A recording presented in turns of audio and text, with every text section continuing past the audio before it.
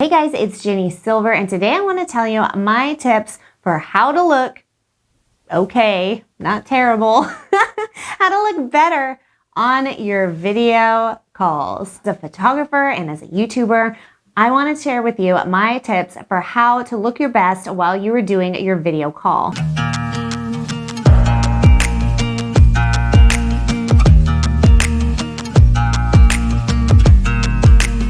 Many people are working from home right now. So many people are communicating with clients from home right now, and so many people are conducting their job interviews from home right now. Well, you guys, if you want to look your best on a call, it goes beyond being superficial. You don't just want to look your best on a call. You want to be able to be seen and have your true self and personality carry over into the video call. This can be extremely important if you are trying to land clients, if you are trying to nail a job interview, or if you're having any form of regular video calls.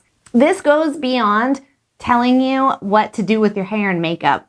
That doesn't really matter. What matters is your lighting, your location choice, your camera angle. You guys, lighting is gonna be number one with what impacts you the most in terms of how you look on a video chat. First off, I wanna tell you what light to avoid. Number one, you're going to need a room that has an ample natural light source. Now, in terms of light source, you want a large natural light source, but it has to be the right kind of light. Light that is dappled, meaning it has spots coming through on it, or light that is harsh, meaning that it has direct sunlight shining through, is going to be very harsh and unflattering on your face. That's when you are going to see harsh shadows underneath your eyes. You're going to see shadows covering your eyes from your brows, or you are going to see spots of hot spots and dark spots, which can be very unflattering. It can also make the difference of if you can see your face or if you are in a silhouette. So what should you look for in terms of light? Well, you want to find soft, diffused, natural light. Can you find this around your house? Most likely you're going to be getting your light source from a window. I'm going to walk you around my house and I'm going to show you a few different areas and how they affect the light. Okay, you guys, so here we have my bedroom and here we have these two big windows right here. You'll notice that these windows have these slatted blinds. Now, if you have windows that have blinds like this, there is a tip to using them in a room. What you don't want to do is you do not want to open them all the way. Blah! Now, what you want to do instead is you want to angle the blinds like this so that they are pointed upwards towards the ceiling. Angling the blinds upwards towards the ceiling directs the light up. You're still letting in a lot of light, but it's not going in directly towards your face and towards your subject. It's going up towards the ceiling, and if you have a white or neutral ceiling, it'll then reflect the light downwards and it will make it much more diffused and pleasant.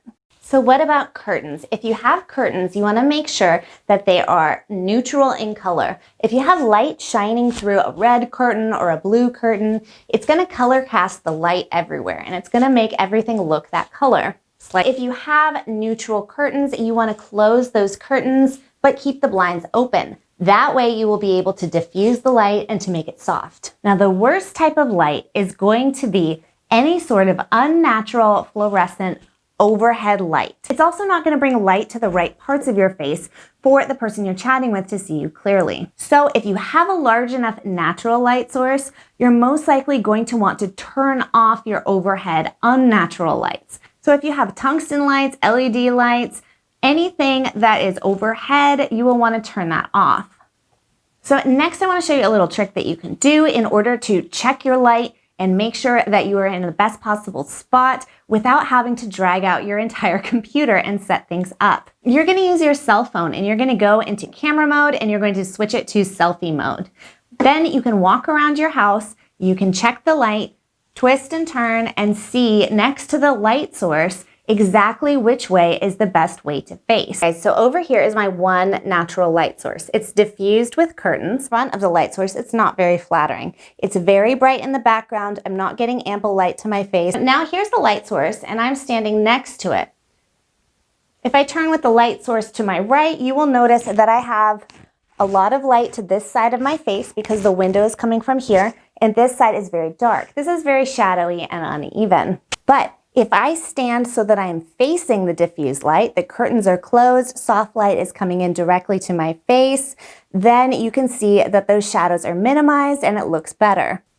Now, let's say you need a little bit of additional light to your face.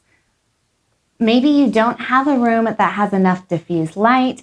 Maybe you need to just boost it up a little bit extra. Do you add in any additional light? I would make sure that it's diffused and is of a warmer tone that is as natural as possible to sunlight. If you have a lamp or something that you want to put in front of you to light you a little bit more, make sure that it is placed directly in front of your face. Not overhead, not to the side, because those are going to do very strange things with shadows. And something with a neutral form of lampshade would be best. If you are someone that does this frequently and you want to invest in something, buying a cheap ring light on Amazon can come in very handy. Next thing you want to think about is your tabletop. My tabletop is white. The benefit about a white tabletop is that it is a natural reflector. The white is going to reflect light up towards your face. If you have the ability to choose a light colored table from your house, that would be great. Anything dark is not going to add the same amount of additional reflection of bringing light back up to your face. So if you have a choice between a dark table or a light table, choose the light table.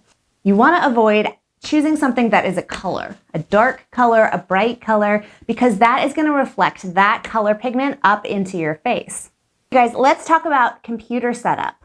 Now, the number one mistake that people make with their computer setup is that they have it down flat on the tabletop and that they have it angled slightly back towards them. So we're going to correct those two things. Number one, you want to elevate your computer so that your camera is at eye level or just a tiny bit above, not too far above, at eye level or a teeny bit above. So you don't need anything fancy to do this. You can use a stack of books, you can use a box, use whatever you have around you that will give you a level surface that is elevated up the right distance. So guys, I put my laptop on one of my file boxes from my shelf back there. The webcam is roughly at my eye level. The next thing to do is going to be pull this screen up. 90 degrees, you guys, 90 degrees. So you want it straight up and down, okay? If you have it back even just a tiny bit, because it helps you to see better, this is what it looks like. Okay, so now you are all set. So to recap very quickly, number one, most important is light. Find a soft, diffused source of natural light.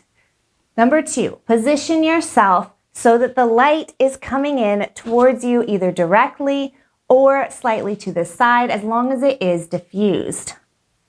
Number three, choose a tabletop surface that isn't brightly colored or dark if possible. Number four, elevate your computer so that the webcam is situated at eye level. And number five, angle your computer so that the web camera is situated at a 90-degree angle. Okay, you guys, I hope that was helpful. Please click like, subscribe, and leave me a comment down below.